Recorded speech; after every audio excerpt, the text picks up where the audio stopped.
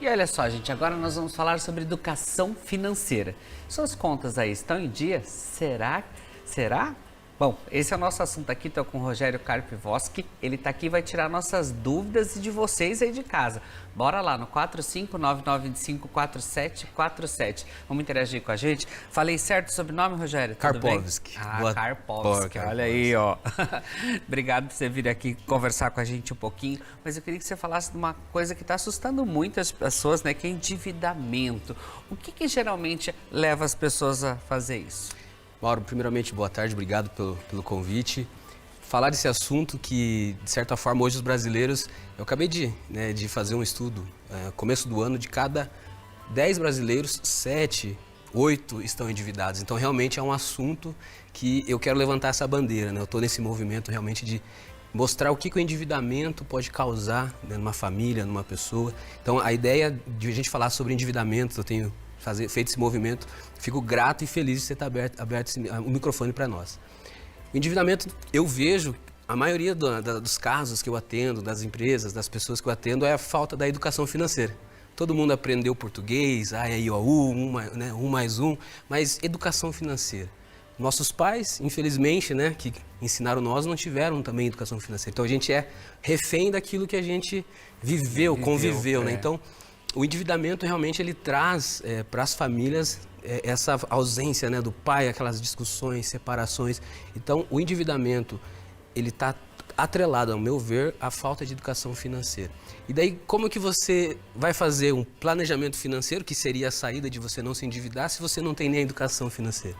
Então, os pilares eles se cruzam e daí é onde que a gente consegue ver o motivo de cada 10 brasileiros, 8 está endividado, vamos colocar 7,88, que é o estudo que a gente viu, né? Então, acho que esse é um dos motivos de eu estar aqui, de eu estar nesse levante, de poder realmente levar, né, a mensagem que é possível governar a vida financeira, é possível através de educação, através de você se preparar, escutar uma entrevista como essa, você sair desse caos aí, né? Que infelizmente a maioria dos brasileiros estão vivendo, né?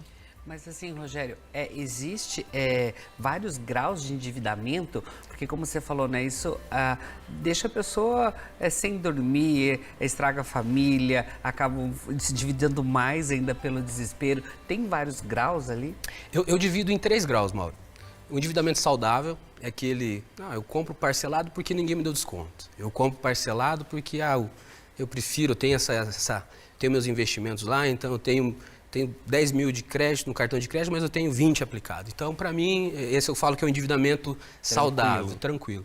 E tem outra classe que eu já falo que é o endividamento estratégico. Então, a pessoa ela vai dar um passo, né, um pouco mais aquele risco, vai ter o risco, porém ele está dentro de uma estratégia, né? Eu dou o exemplo do meu caso. Quando eu fui comprar minha casa lá, peguei um dinheiro, a primeira casa que eu tive um juro absurdo, porém eu tinha uma estratégia, eu sabia que eu ia conseguir honrar e aquela negociação da casa fazia sentido eu, naquele momento, fazer aquele endividamento para poder conquistar. E dito e feito, passou um ano, se eu fosse, juntei o dinheiro, né? Juntei lá o dinheiro que era necessário, precisaria do dobro. Então esse meu endividamento ele foi estratégico, teve que, né, passar um período ali que eu brinco de macarrão com salsicha ali, umas vacas magras, porém ele tinha um objetivo final e eu segui, né, o meu planejamento estratégico.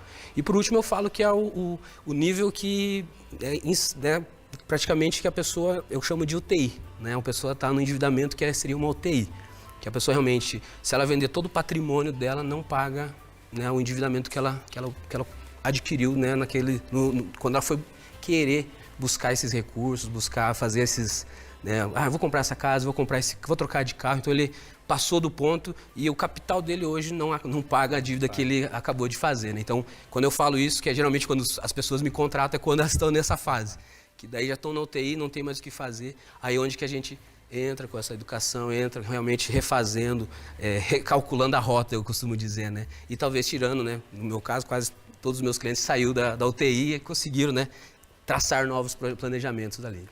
Existe também o endividamento familiar. Como que enfrentar esse? Como que é esse, Rogério? O primeiro passo o que eu vejo é você realmente ser realista, né? Minha família, qual que é o porte da minha família, né? Como é que o que eu posso, o que eu não posso, o que eu devo comprar, o que eu não devo comprar, qual que é o meu limite. Realmente eu vejo que dia a dia de Instagram, de stories, a gente quer do consumismo, a gente quer viver uma vida que talvez não é aquela vida que a gente nossa realidade, né? Então, isso tem trazido também o grande endividamento para os brasileiros. É você viver fora da sua realidade familiar, né? Então, opa, eu não posso ir todo final de semana no shopping, é uma realidade. Então, eu ir todo vai me complicar. O resultado, ele vem, né? Eu costumo dizer que o dinheiro, ele não aceita desaforo, né? Uma hora a conta chega, o cartão chega. Então, esse é um grande cuidado que as famílias têm que ter. Realmente, espera lá, deixa eu respirar aqui, eu costumo dizer, né, stop and go, né? Vamos parar, como é que é? Como é que está meu orçamento? Quanto eu ganho? Fazer realmente, né, um orçamento real ali, realista. E muitas famílias têm medo até de colocar as dívidas ali, né? Não, mas eu devo X nessa loja, tem que colocar tudo ali e saber realocar, né? E muitas vezes é uma ligação para o credor, né? Ô Mauro, você consegue esperar mais 3 meses? E você consegue, muitas vezes, alinhando, dividindo, dando um pouquinho para cada um, criando, né, dentro desse planejamento, tirar a família, né, desse endividamento, né? Então, a maioria das vezes, o que eu fiz para tirar esses meus clientes, essas pessoas de endividamento? Stop and go, calma, realocamos, qual que é a realidade? Infelizmente, o mignon tem que ficar para daqui, e agora vai ser um tempinho aqui de macarrão instantâneo aqui para você poder equilibrar e realmente, daí sim, daqui 10 meses, comer aquele mignon com gosto. Não, realmente faz sentido agora para mim, porque realmente eu estou com as minhas dívidas administradas, meu endividamento está zerado. Tranquila também. Consciência tranquila. Mas agora já o endividamento pessoal, como enfrentar ele? Como administrar isso tudo? O pessoal volta um pouco do que a gente estava comentando. Eu imagino assim, você ter essa educação financeira, o que eu mais vejo, pessoas que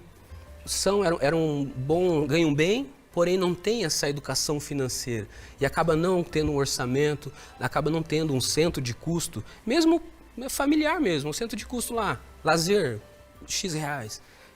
Prestação de casas, prestação de carro, combustível, tributos, criar isso dentro de um orçamento. Não precisa ter um Excel, pode ser numa folha, pode ser, mas realmente começar isso, né? E tem muito material gratuito na internet hoje, Instagram, para poder que ajuda a facilitar, né? A bandeira que hoje é realmente tirar essas pessoas do endividamento, que elas possam realmente governar a vida delas, né? De fato, né? Eu quero essa liberdade. Eu vejo que é simples, é a conta 1 mais 1. O financeiro é isso, né? Eu ganho 1.000, se eu gastar 1.001, eu vou ter uma dívida de R$1, né? Então, basicamente, só que é difícil, né? A gente, nesse mundo que a gente está vivendo de consumismo, de viver aquela vida que não é a nossa vida real, aí acaba realmente a gente se endividando, né?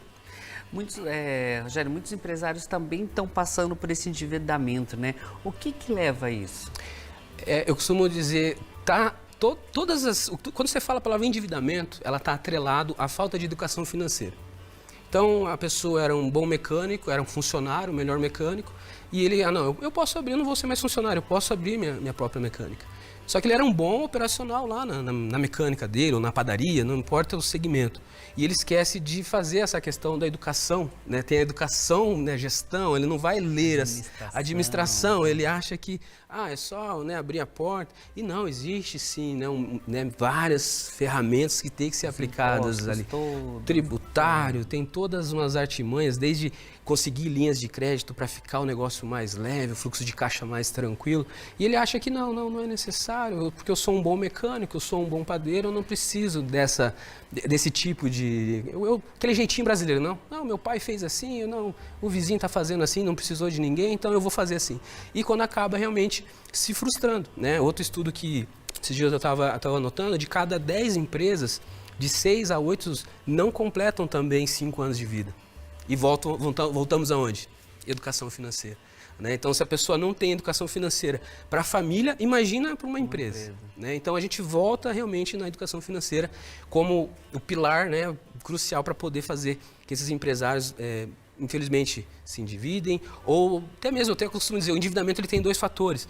Eles não tomam a dívida saudável. Né? Talvez o banco está lá com crédito especial para ele lá, com uma taxa legal, mas como ele não tem educação, ele não sabe. Não vou pegar, vou me endividar, E realmente ele está lá. Eu peguei um caso, Mauro, você me permite, a pessoa tinha um limite liberado, X reais, lá 100 mil reais, vou dar um exemplo, e tinha, eu não vou me endividar em 100 mil reais. Aí eu fui ver as dívidas correntes dela, em 3 meses ela devia 100 mil reais. Só que era cartão, era cheque, então ela já tinha consumido essa dívida, só que ela não tinha a questão da noção. E para ela não, a dívida era aquela lá, que ela ia pegar o dinheiro só de uma vez.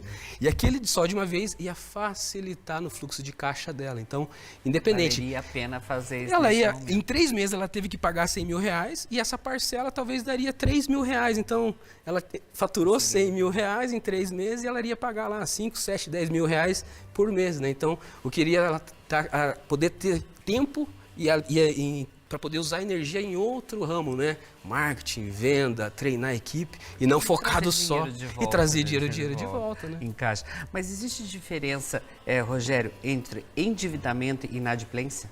Endividamento que a gente está falando. A pessoa, opa, eu vou pegar esses 100 mil reais que ele vai se transformar em 1 milhão de reais.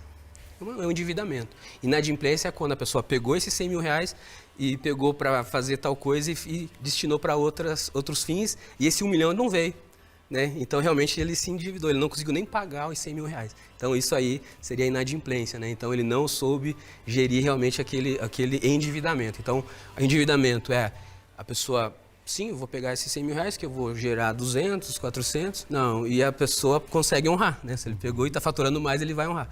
E a inadimplência, ela acaba que a pessoa se endividou, né? Certo ou errado, e não conseguiu honrar os seus compromissos, né, em dia.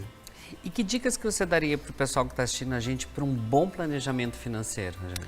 Primeiro ponto é o stop and go, né? Que eu brinco. Calma, né? Respira, analisa o que eu devo, qual que é a minha receita, o que realmente está me custando mais, qual que é o dinheiro que me custa mais e daí você vai indo para aquelas questões que a gente estava falando, de planejamento, fazer um planejamento médio, longo prazo, criar centro de custo, saber o que eu posso, o que eu não posso gastar.